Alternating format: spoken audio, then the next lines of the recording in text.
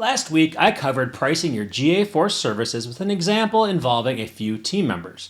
But if you want to scale and keep your margins high at the same time, you'll want to learn how to build out an entire analytics team. Now that's a huge topic, and it's impossible for me to cover every single thing in a 6-minute video, but I will do my best.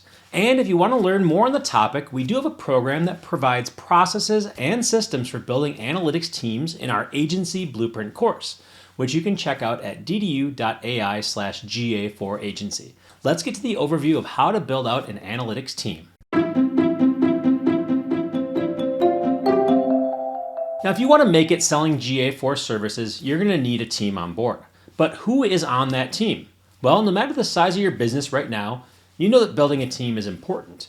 But it's hard to invest in an entire organization for one service all at the same time, right? Well, I found it's better to start out by listing just the tasks that you need to accomplish before you hire anybody, because mapping out the tasks that need to be done will give you and help you determine the minimum viable resource that you need to get started. Okay, so the tasks that you need are based on several levels of expertise. There's beginner level tasks that just about anybody can execute by following a checklist.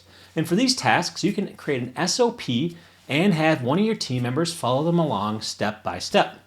Then you have intermediate level tasks that have some nuance and require a high level of proficiency and forethought to get done. And while SOPs can work here, you'll find that internal templates work best for the most efficient service delivery. And finally, there's advanced level tasks that can only be performed by experts with multiple years of experience. And these are the hardest to repeat consistently, but they command a high price premium, so you usually don't care because you're getting a premium for it. Now, the resource level that you assign to a task depends on your process, people, and the repeatability of what you do. Now, if you don't have any processes right now, I highly encourage you to check out our GA4 process toolbox at ddu.ai/GA4toolbox.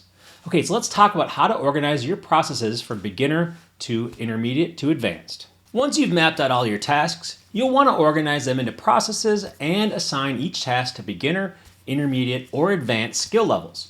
Remember, the best you can expect from beginners is to follow SOPs and processes because they have the least experience, and you use them to throw hours at a problem. People who are at an intermediate level will have several years of experience, and you'll have them execute the majority of the knowledge work going into your service.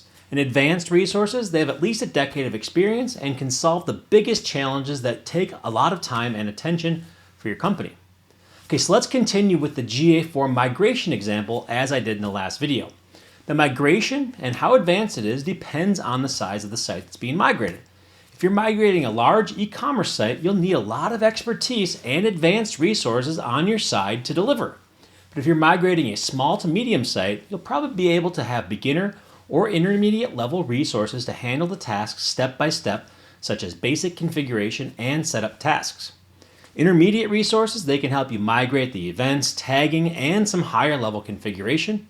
And then you might need an expert or two that check all the e-commerce events that they're firing correctly and that the data being recorded is accurate. So when you're building a team, consider your current team that's in place, then list out all the minimum viable resources you need to fill in your gaps. And you can easily get by just hiring a beginner resource as a virtual assistant, intern, or entry-level employee, and then maybe you or a senior team member can take on the more advanced work while you perfect your lead generation and sales process, because that might be all you need to get started. So as long as you have the right processes in place, you can make sales and become profitable as you go along and then scale up from there. So to summarize, the best way to build your team is through processes, so you can only hire the minimum viable resource needed. This makes you more efficient as an agency, and that efficiency leads to future profits. Then you can reinvest that profit into hiring and scaling.